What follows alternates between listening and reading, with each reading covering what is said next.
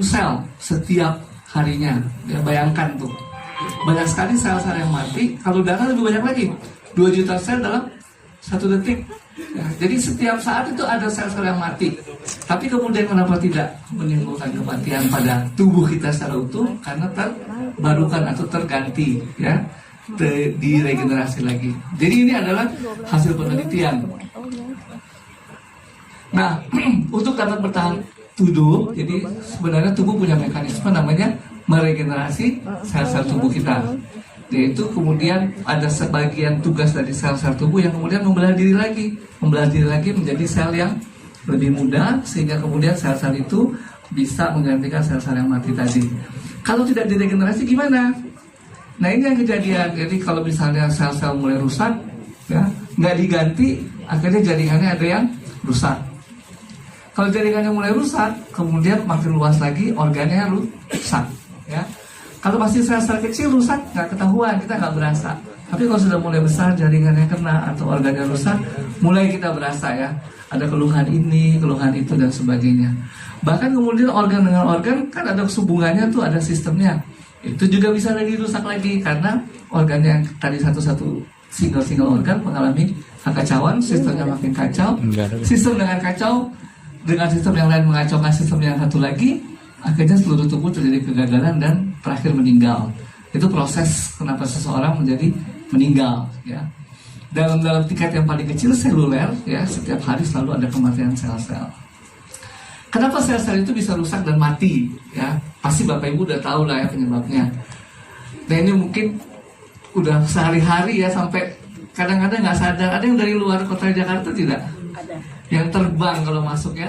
Nah, kalau masuk Soekarno-Hatta itu udah nggak kelihatan Jakarta, ya, kotor sekali. Tapi kalau nanti balik, entah ke Bengkulu, entah ke mana lagi, ya, mungkin ada yang Flores Timur, itu lebih jernih udaranya, kelihatan, ya. Atau kalau sekarang Bapak Ibu yang dari daerah datang ke Jakarta nggak pernah lihat langit yang biru. Kenapa? Ya ini dia masalahnya polusi, ya. Polusi di Jakarta itu segitu hebatnya, sehingga kita kemudian banyak challenge, ya, dalam tubuh kita, banyak sel-sel yang rusak, ya. Ditambah dengan makanan juga sudah beda, ya. Makanannya beda, ada polusi lagi, rokok, ya. Itu semua adalah zat-zat yang meracuni tubuh kita, ya, sehingga kemudian sel-sel kemudian harus rusak dan mati. Mungkin kalau pernah dengar, ya, racun-racun ini menimbulkan antioksidan di dalam tubuh kita. Bukan antioksidan, apa namanya? Radikal bebas, ya, radikal bebas yang harus dilawan dengan antioksidan, sehingga itu membuat tubuh kita rusak, ya. Makanan juga bisa keracunan dari pestisida, ya, karena itu kenapa sekarang pakai seperti itu? Karena petani mau banyak makanan yang dihasilkan. Begitu banyak orang Indonesia mesti makan, jadi dikasih pestisida, dikasih pupuk, dikasih banyak bahan kimia, dan semua itu ternyata mau nggak mau meracuni tubuh kita karena kita memakannya. Oke. Nah, ini kalau Bapak Ibu sudah di Jakarta, biar cuma sebentar, 1-2 hari. Nah, ini yang akan Bapak Ibu temui nanti, ya, bahaya polusi, ya.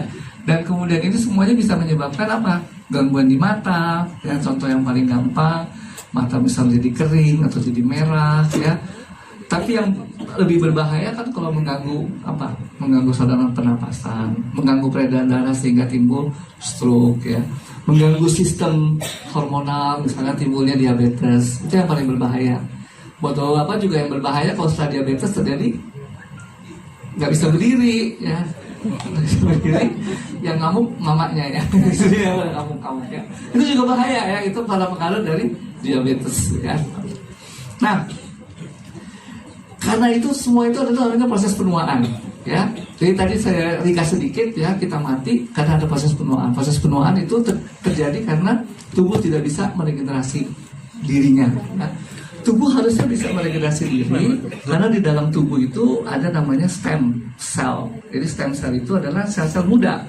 Sel-sel muda yang tugasnya memang harus beregenerasi diri, ya. Harus membelah diri, meregenerasi sehingga menghasilkan sel-sel baru untuk mengganti sel-sel yang mati dan jaringan yang rusak. Nah, ini jadi pemikiran. Nah, si dokter Kaplan ini, dia berpikir mungkin kalau penyakit ini disebabkan penuaan, apakah bisa dengan memberikan sel-sel yang muda tadi, stem cell tadi untuk terapi. Jadi ini sudah menjadi satu metode baru ya di dalam kedokteran untuk memberikan sel-sel yang muda tadi. Ya seperti ini gambarnya kurang lebih ya. Ini mungkin sudah diproduksi sekali dengan mikroskop elektron ya. Jadi stem cell terapi itu adalah sel-sel muda yang dimasukkan lagi, disuntikan ke dalam organ. Itu stem cell terapi. Nah, ketika sel-sel muda itu disuntikan ke organ, diharapkan ketika dia masuk ke organ tertentu, ke otak, jadi sel-sel otak, ke lutut, biasanya lutut ya sering ini, dia menjadi sel-sel bantalannya lutut ya, yang memproduksi olinya lutut ini ya, itu adalah sel-sel terapi ya. Jadi dia menggantikan jaringan yang rusak sesuai dengan jaringan apa yang dirusak, yang kita harapkan diganti ya. Jadi itu stem cell dan fungsinya diharapkan setelah itu jaringan tergantikan, fungsinya menjadi baik.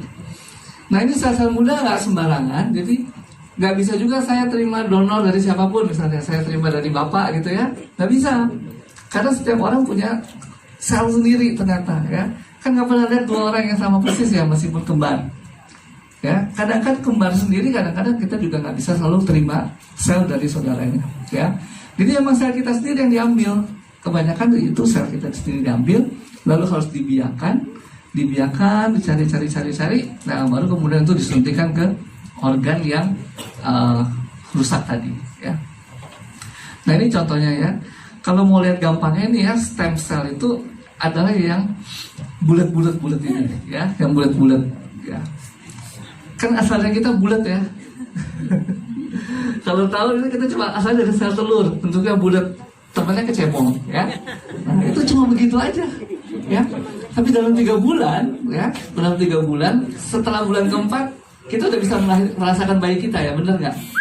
Nggak sih, bapak-bapak nggak pernah bisa merasakan ya. Yang merasakan hanya ibu-ibu ya, setelah bulan keempat, bulan kelima. Jadi setelah 3 bulan udah lengkap, udah ada telinganya, udah ada mata, udah ada otot. Padahal tadinya bulat-bulat doang. Nah yang bulat-bulat itu yang stem cell ya, kira-kira seperti itu gambarannya. Kemudian dia bisa jadi sel otot tuh yang merah, kalau bapak ibu lihat ya, kayak daging ya, ada serat-seratnya. Atau yang di bawah itu sel saraf ya, sel saraf tuh yang warna biru merah di bawahnya itu. Nah itu lebih rumit lagi, bentuknya kan banyak cabang-cabangnya kayak pohon gitu ya. Nah itu yang terjadi, stem cell bisa berkembang jadi sel dewasa. Jadi yang disuntik yang bulat-bulat diharapkan nanti disuntik di otak jadi sel otak, disuntik di lutut jadi sel-sel lutut dan sebagainya, untuk menggantikan jaringan yang rusak. Nah, ini sebenarnya stem cell kita punya cadangan ya. Jadi bukan berarti setelah dewasa, setelah 9 bulan kita lahir udah lengkap semuanya nggak punya cadangan. Jadi tubuh kita tetap punya cadangan stem cell. Kenapa? Karena memang kita kan hidup sampai 70 tahun mungkin 60 tahun. Kalau nggak bisa meregenerasi, mati muda dong ya. Tapi kenyataannya nggak mati muda karena tubuh kita punya stem cell sendiri ya. Cuma kebanyakan setelah umur 18 tahun pensiun ya. Kalau bapak ibu pensiunnya umur 70, 60 tahun, tapi yang ini 18 tahun kebanyakan ya. Bukan berarti semua sel akan itu, sel-sel darah tetap produksi terus ya. Tapi kalau sel-sel misalnya pertumbuhan ya, ada yang tambah tinggi setelah umur 20 tahun. Nggak ada ya, itu nggak pensiun tuh sel-sel pertumbuhannya ya. Paling pertumbuhannya ke samping ya. Itu yang paling banyak. Nah, jadi kebanyakan udah pensiun sehingga kemudian ketika terjadi kerusakan nggak bisa diperbaiki, timbullah penyakit-penyakit tadi ya, stroke, jantung koroner dan sebagainya, sehingga kemudian berakhir pada kelumpuhan dan kematian ya. Nah ini sebenarnya nggak terjadi kalau zaman dulu. Zaman dulu mungkin punya kakek nenek umur sampai 80 tahun ya, tapi sekarang makin lama makin muda nih, umur 30 tahun, 35 tahun sudah mulai sakit jantung, darah tinggi ya. Bahkan juga ada mungkin teman-teman yang 40 tahun sudah meninggal karena stroke ya. Itu karena terjadi akibat keracunan-keracunan tadi, polusi dan sebagainya ya. Itu yang menyebabkan sel-selnya kemudian cepat rusak diganti lagi, akhirnya tidak punya kemampuan lagi ya. Nah stem cell ini yang dipikirkan oleh si dokter Kaplan tadi gunanya apa? Gunanya ya sebelum semuanya rusak diambil dulu deh, disimpan di biak ya, kemudian disuntikan ke jaringan yang rusak tadi supaya menggantikan jaringan yang rusak tadi. Itu